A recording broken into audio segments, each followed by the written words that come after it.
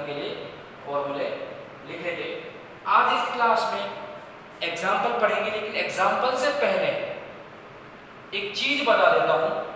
T75 और T50 के बीच में रिलेशन होता है 1।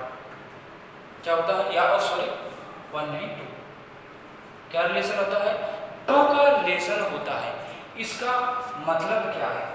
इस रिलेशन का मतलब क्या है? फर्स्ट ऑर्डर रिएक्शंस के लिए T75 और T50 क्या था, या फिर इसे ऐसे भी लिखा जा सकता है T75 equal to 2 times of T50।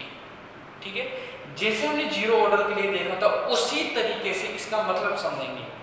मैंने कहा A0 से प्रारंभिक सांद्रता क्या है? A0 है, और ये प्रारंभिक सांद्रता यदि आधी हो जाए यानी A0/2 हो जाए तो जो समय लग रहा है उसको क्या मान रहा हूं मैं? y मान रहा हूं।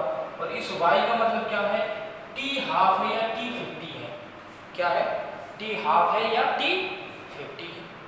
यदि A0/2 से A0/4 होने में वास्तविकता यह है कि यह अमाउंट क्या है?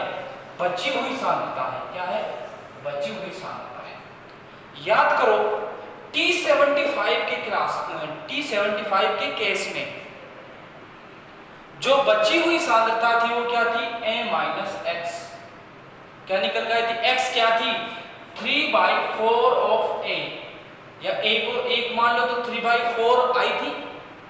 तो देखो A - 3/4A जब करते हो तो क्या आता है? 1/4A। A क्या है? Initial concentration. देखो इसे A0 कहा जा सकता है, A0/4। यानी जब T75 होगा तो बची हुई सांद्रता क्या है? A0/4 है, ये रही ना।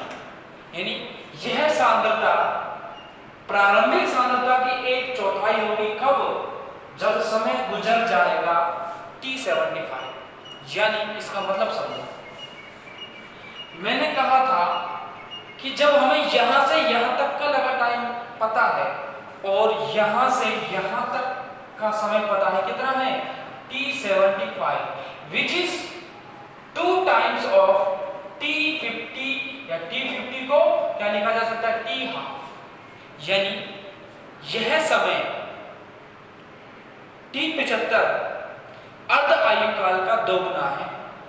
यहां से यहां तक लगा समय पता है और यहां से यहां तक का लगा समय पता है, तो यहां से यहां तक का लगा समय ज्ञात किया जा सकता है। कैसे ज्ञात किया जा सकता है? देखो मैं T75 माइनस T50 कर दूं, और T75 क्या है? क्या है? 2 गुणा y है। देखो T75 क्या है? 2y है।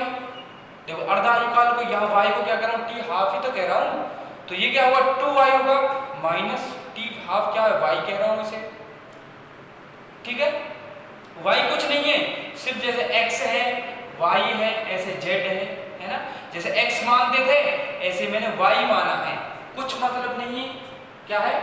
y माना है मैंने, अर्ध आयु काल को क्या माना है? y। ठीक है, तो कितना आएगा? यानी यहां से यहां तक समय कितना लग रहा है? 2y, और यहां से यहां तक समय लग रहा है y। मेरे पास तरीके कई हैं, इसे यहां से यहां तक का जो समय लग रहा है उसको T75 भी बोल रहे हैं, 2y भी बोल रहे हैं, है ना। तो यहां से यहां तक का समय भी तो y लगेगा। इसका मतलब ध्यान से देखो, यदि मैं A0/4 से A0/8 करूं तो क्या समय लगेगा? यदि आपसे पूछा जाए और आपको बोला जाए अर्ध आयु काल यह है, क्या है? कुछ भी समय दे, 10, 20, 50, 100, 200 मिनट है, सेकंड है, ईयर्स है ना। तो आप यहां से यहां तक का लगा समय बता सकते हो, या यहां से यहां तक का समय बता सकते हो।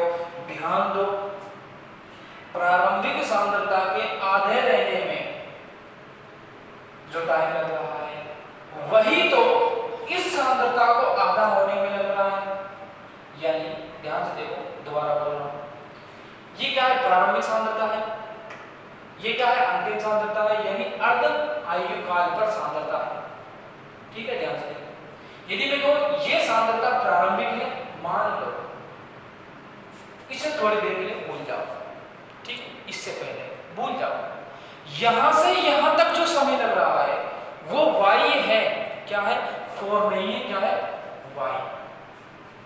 तो यह सांद्रता इस सांद्रता की क्या होगी, दोगुनी होगी, या मैं कहूं ये सांद्रता इस सांद्रता की क्या है, आधी है।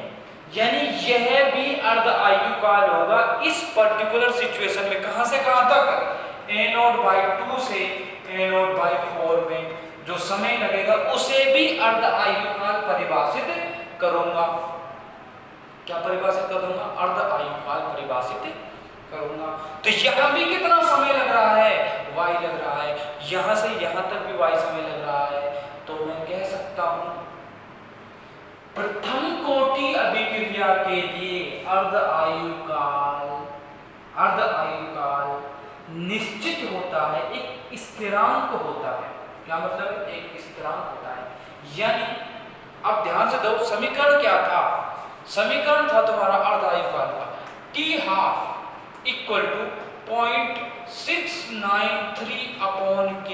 अब इस समीकरण में देख के मुझे बताइए, क्या कोई सांद्रता का पद आता है, सिर्फ क्या आता है, देखो ये एक संख्या है, ये क्या है, वेग स्थिरांक है, क्या है, वेग स्थिरांक है। अब याद करो शून्य कोटि अभिक्रिया, वहां क्या कहते थे, t½ निकालते थे, तो क्या कहते थे, a0/2k। यहां इसे k1 कहूंगा अलग दिखाने के लिए, यहां k0 कहूंगा। अब ध्यान से देखो, t½ मैंने कहा था प्रारंभिक सांद्रता के समानुपाती होता है, यानी प्रारंभिक सांद्रता पर निर्भर करता है। अब यहां देखो क्या सांद्रता है, तो मैं कहूंगा जो अर्ध आयुकाल है वो निर्भर नहीं करता किस पर, सांद्रता पर। मैं कहता हूं वो स्थिरांक है। अब आप क्वेश्चन k पे निर्भर करता है, बिल्कुल निर्भर कर सकता है। अब k किस चीज पर निर्भर करता है, k निर्भर करता है यदि ताप बढ़ा दिया जाए किसी अभिक्रिया में, तो k को परिवर्तित किया जा सकता है। जब k परिवर्तित होगा तो अर्ध आयुकाल परिवर्तित होगा, अर्ध आयुकाल परिवर्तित। लेकिन सांद्रता पर निर्भर करता है क्या, तो आपका जवाब होना चाहिए कि सर निर्भर नहीं करता, सांद्रता पर निर्भर नहीं करता। जबकि शून्य कोटि अभिक्रिया के लिए सांद्रता पर निर्भर करता है। तो अर्ध आयुकाल किसी भी पद में, किसी भी चरण में क्या होता है, स्थिर होता है। अर्ध आयुकाल कैसा होता है, स्थिर होता है, सांद्रता पर निर्भर नहीं करता है। बात के लिए इस टर्म का ये मतलब है, इस टर्म का ये मतलब। यदि मैं a0/16 करूं, क्या करूं, a0/16, तो अगेन आप क्या कहोगे, यहां से यहां परिवर्तन में जो समय लगेगा वो वही लगेगा जो यहां से यहां परिवर्तित करने में समय लग रहा है। तो क्या एक बात बताइए आप मुझे, आपको जब पता है यहां से यहां ये समय लग रहा है, यहां से यहां ये समय लग रहा है, यहां से यहां ये समय लग रहा है, क्या y लग रहा है, तो क्या आप बता सकते हैं a0 से a0/16 होने में कितना समय लगेगा, कितना समय लगेगा आप बता सकते हैं, y + y + y + y, यानी 4y। कितना लगेगा, 4y। मान लो y 10 होता तो आप बता देते, यहां से यहां 40 लगेगा, 40 मिनट, घंटे, सेकंड कुछ भी हो सकता है। यानी y क्या है, समय का मात्रक है, क्या है, कुछ समय है, कुछ संख्या है ना, चाहे वो घंटे में नापा जा रहा है, चाहे दिनों में नापा जा रहा है, या साल में नापा जा रहा है। यही वजह होती है कि जो कार्बन है ना 13 का जो अर्ध आयुकाल है वो कितना होता है, 5730 साल, क्या होता है, 5730 वर्ष होता है। वह किसी भी अमाउंट के लिए निकाला जाता है। यदि अमाउंट परिवर्तित करने पर परिवर्तित करण कहते हैं ना, कार्बन 13 का अर्धायु काल क्या है, लिखा होता है क्लियरली, पूछा नहीं जाता कि क्या है, लेकिन आपको पता होना चाहिए कितना होता है 5730। समटाइम्स इसे 5760 भी देखा गया है ना। तो ऐसा घबराना मत, दोनों ही सही वैल्यूज है। क्या है? दोनों ही सही है। ये एग्जैक्टली क्या 5737 भी लिखा होता है, तो घबराना मत, दोनों ही सही है 5730। तो बात क्लियर, यानी अर्ध आयु काल सांद्रता पर निर्भर नहीं करता। अब बात करते हैं टाइप्स। इरेज करो, लिखना चाहो तो लिख लो, नहीं लिखना चाहो तो मत लिखो, है ना, कोई इश्यू नहीं है। अच्छी बात है, तुम्हें पता होना चाहिए, नहीं नोटबुक में लिख लो, एग्जाम में नहीं पूछा जाएगा, एग्जाम में नहीं पूछा जाएगा, लेकिन तुम्हें पता होना चाहिए, तुम्हें पता होना चाहिए, ठीक है। प्रकार या ऐसा देखो, प्रथम कोटि अभिक्रियाओं के प्रकार या उदाहरण।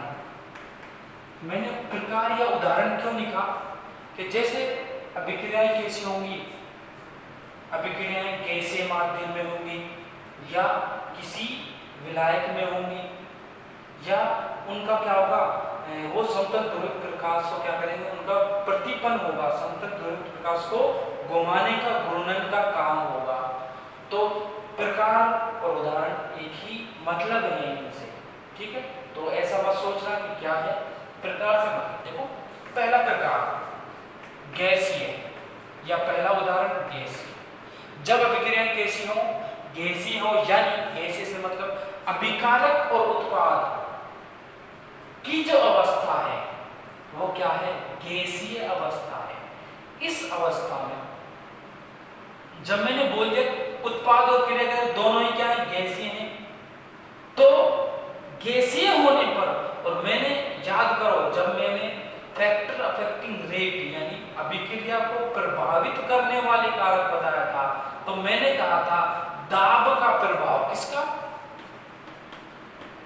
दाब का प्रभाव गैसीय अभिक्रियाओं के लिए ही देखा जाता है। यानी यदि दाब को बढ़ाया घटाया जाए तो गैस के आयतन में, किसके आयतन, गैस के आयतन में थोड़ा सा दाब परिवर्तित करेंगे तो गैस के आयतन में ज्यादा परिवर्तन होगा।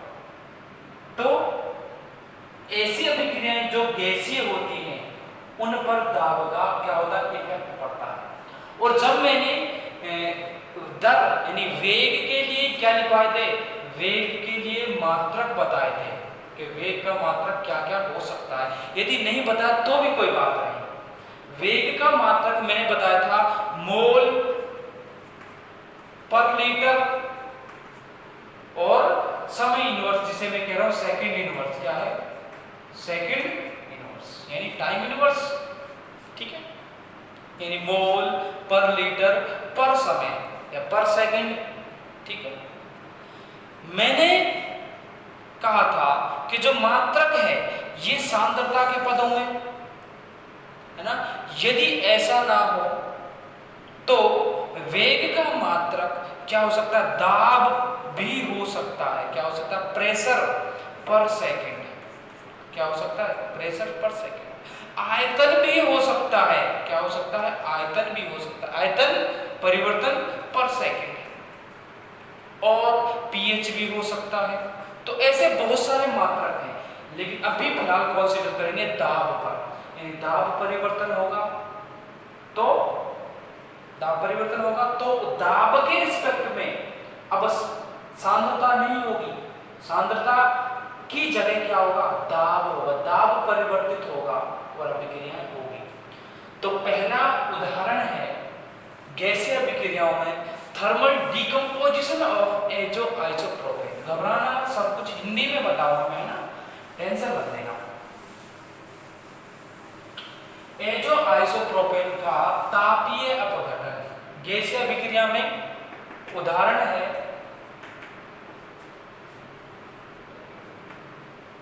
एजो आइसोप्रोपेन का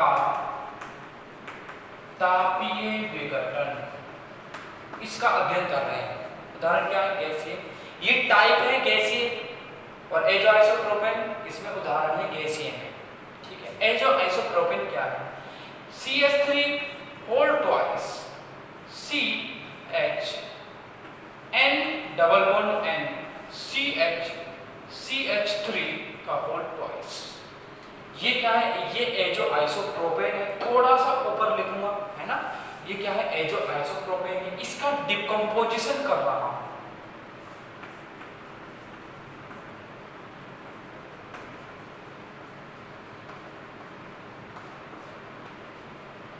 ये क्या है? एजो आइसोप्रोपेन है। इसका डिकम्पोजिशन होता है यानी विघटन होता है। क्या बनता है? N2 plus C6H14। गैस है, गैस है, गैस है। याद रखो, गैसीय अभिक्रियाओं में दाब का बहुत बड़ा रोल होता है, यानी दाब से बहुत ज्यादा प्रभावित होती है गैसीय अभिक्रिया। तो T इक्वल टू 0 पर हम बचपन से क्या पढ़ता है? T इक्वल टू 0 पर सांद्रता है प्रारंभिक सांद्रता। अब यहाँ सांद्रता की जगह क्या पद लेना है? दाब का पद लेना है। तो मैं कहूंगा प्रारंभिक सांद्रता क्या है? P not. क्या है? P not. 1 से 2 अणु बन रहे हैं। कितने अणु बन रहे हैं? 2।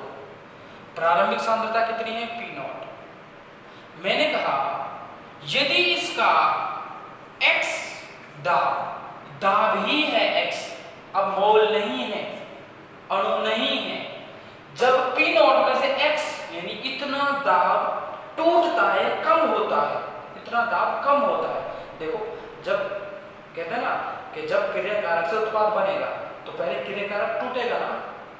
तो जब क्रियाकारक से उत्पाद बन रहा है, पहले हम कहते थे सांद्रता कम हो रही है, यहां में को इतना दाब कम हो रहा, दाब कम हो रहा है। तो कितना दाब इनकी वजह से उत्पन्न होगा। देखो, प्रारंभिक दाब तो नहीं होंगे यहाँ, तो दाब कहाँ होंगे?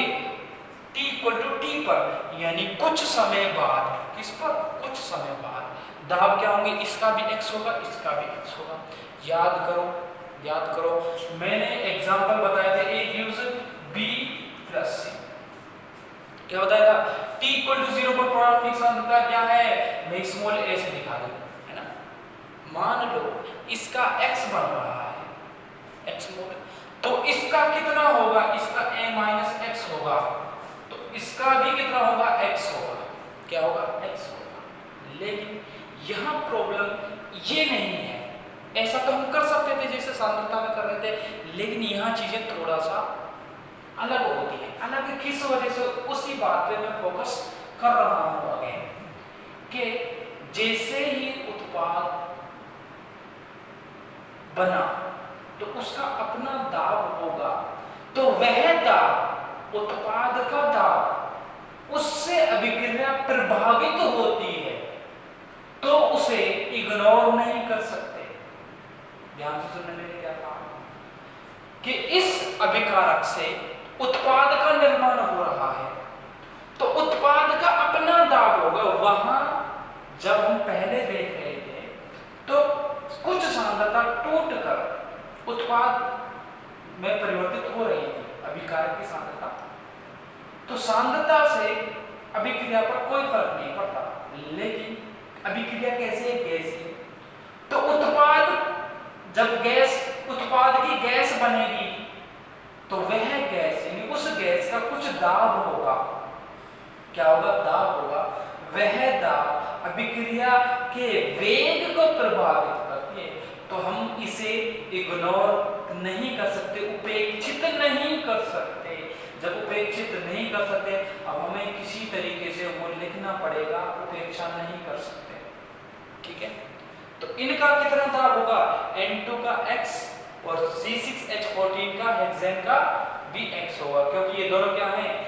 इनका अनुपात 1:1 है, यानी 1 से 2 बन रहे हैं, एक इसका एक इसका, तो इसका भी x होगा, इसका भी x होगा।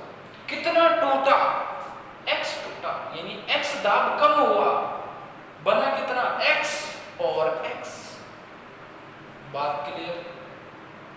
तो यहाँ जो समीकरण था कैसा होना चाहिए था यदि दाब को परिवर्तित कर दिया जाए? देखो K equal to 2.303 upon T log यदि सांद्रता होती तो हमारा समीकरण कैसे होता? A upon A minus x, ऐसा होना चाहिए था। लेकिन इस बार सांद्रता नहीं है तो मैं इसको कैसे लिखूंगा? इसको लिखूंगा कैसे?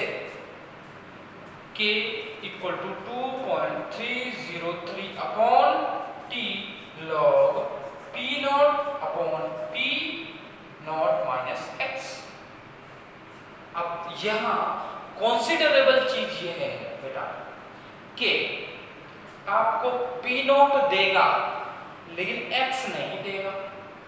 क्वेश्चन में जब वो न्यूमेरिकल देगा तो x नहीं देगा, वो देगा कि जो दाब है, प्रारंभिक दाब इतना है और अंतिम दाब देगा। अंतिम दाब का मतलब क्या है? अंतिम दाब, वहां अंतिम सांद्रता थी और वह अंतिम सांद्रता किसकी सांद्रता होती थी? क्रिया कारक की सांद्रता होती थी। लेकिन यहाँ अंतिम दाब किस किस का दाब होगा? क्रिया कारक का भी दाब होगा और उत्पाद का भी दाब होगा। तो डाल्टन के आंशिक दाब के नियम से या डाल्टन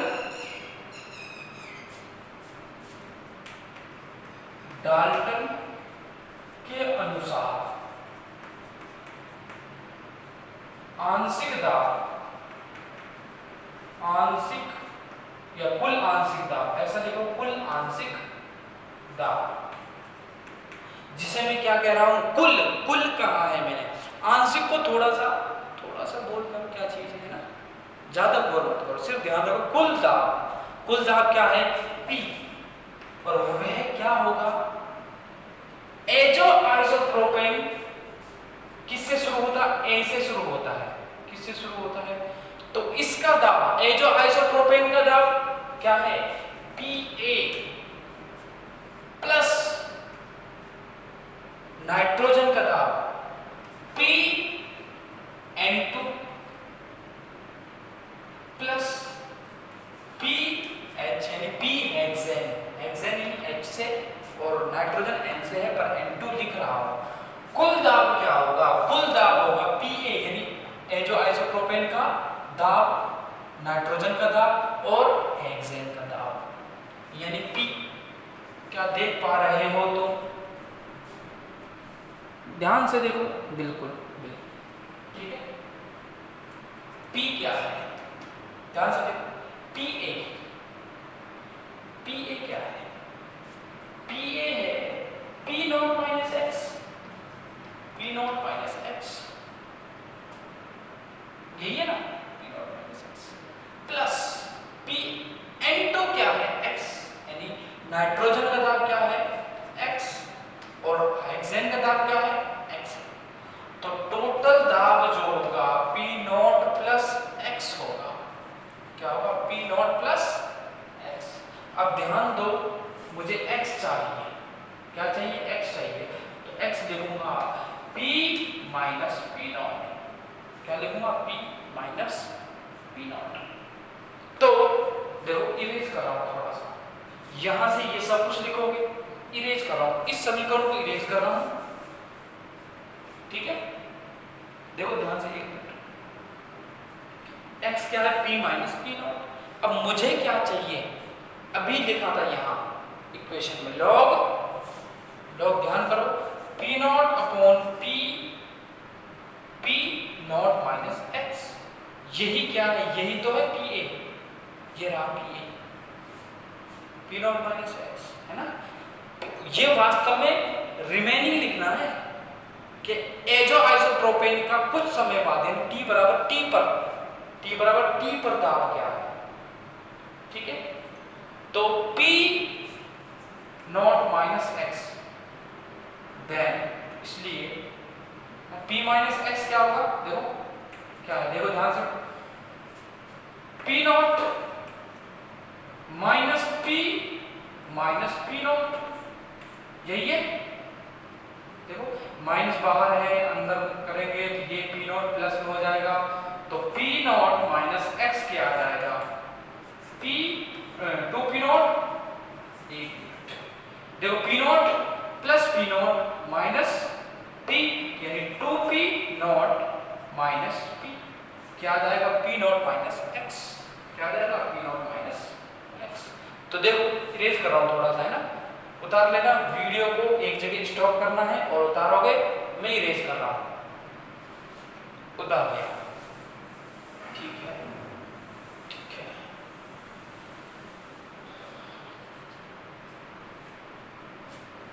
मुझे पता है कि क्या है, 2.303 अपॉन ये राकेल, है ना, तो मैं लिखूंगा किसके लिए, ये जो आइसोप्रोपेन के विघटन के लिए लिखूंगा, log P not upon P not minus x, तो K equal to 2.303 upon T log P not initial concentration और क्या देगा, 2 P not minus P final pressure देगा। अब मैं दोबारा याद दिलाता हूं मैंने क्या किया, मैं ए जो आइसोप्रोपेन क्या कह रहा हूं, ए कह रहा हूं, उससे क्या बना, N2 प्लस हेक्सेन C6H14, ये क्या है, हेक्सेन। इनिशियल कॉन्सेंट्रेशन, इनिशियल दाब क्या था, यानी प्रारंभिक दाब क्या था, पी नॉट, और इनका दाब क्या था, कुछ नहीं, ठीक है। कुछ समय बाद देखा गया कि इसका दाब क्या है, पी नॉट माइनस एक्स, और जो इक्वल है पी ए के, पी ए क्या बता रहा है, ए जो आइसोप्रोपेन का दाब कुछ समय बाद, क्या है, कुछ समय बाद, टाइम टी पर, P not minus x. Dalton का नियम लगा है, डाल्टन का नियम क्या कहता है कि सभी, यानी किसी भी पात्र में जितनी भी गैसें हैं सबका आंशिक दाब कुल दाब के बराबर होता है।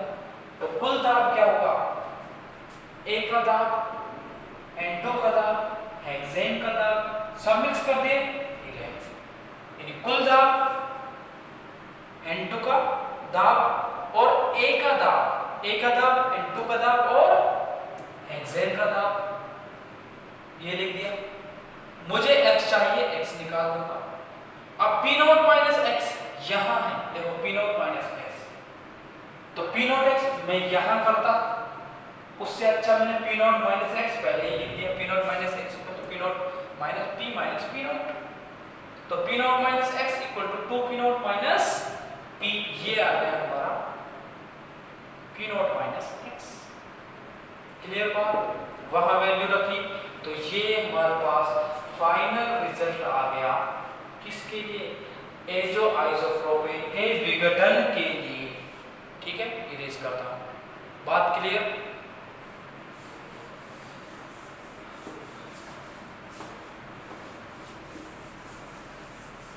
अब एक एग्जांपल और देता हूं, किसी भी तरह का एग्जांपल लाएं, वो हो सकता है, बिल्कुल हो सकता है, एक फॉर्मूला, एक सूत्र डेराइव किया जा सकता है, व्युत्पन्न किया जा सकता है। एक एग्जांपल और ले रहा हूं, मान लो 2a gives 2b plus c, तो मैंने कहा t इक्वल टू 0 पर इनिशियल प्रेशर यानी प्रारंभिक दाब क्या है, मैं पी नॉट ही कह रहा हूं, तो प्रारंभिक दाब पर उत्पाद का कुछ दाब होगा, नहीं होगा, तो T इक्वल टू टी पर इसका दाब क्या होगा, P नॉट माइनस 2x, क्या होगा, P नॉट माइनस 2x, इसका कितना होगा, 2x होगा, इसका x होगा। इसकी वजह हम जानते हैं, मान लो यहां a होता, a से 2b प्लस a ही लिखो, मान लो a लिखो, कोई बात नहीं है ना, सब तरीके से कैसा ही क्वेश्चन आया, एक से कितना बन रहा है, 2 बन रहा है। जब x टूटेगा तो कितना बनेगा, x का 2 गुना बनेगा। देखो 1 से 2 बन रहा है तो x का भी 2 गुना बनेगा। तो यहाँ 1 से 1 c बन रहा है, 1 से 1 बन रहा है। तो जब 1 टूटेगा तो 1 बनेगा, c का भी, जबकि b का 2 गुना बनेगा। तो यहाँ दाब भी कितना होगा, -x होगा। क्या होगा, -x होगा। तो p इक्वल टू क्या, PA plus PB plus PC। P equal to PA कितना है, देखो ये वाला P0 minus x, P0 minus x plus x कितना, 2x प्लस x। ठीक है, तो कितना हो गया, P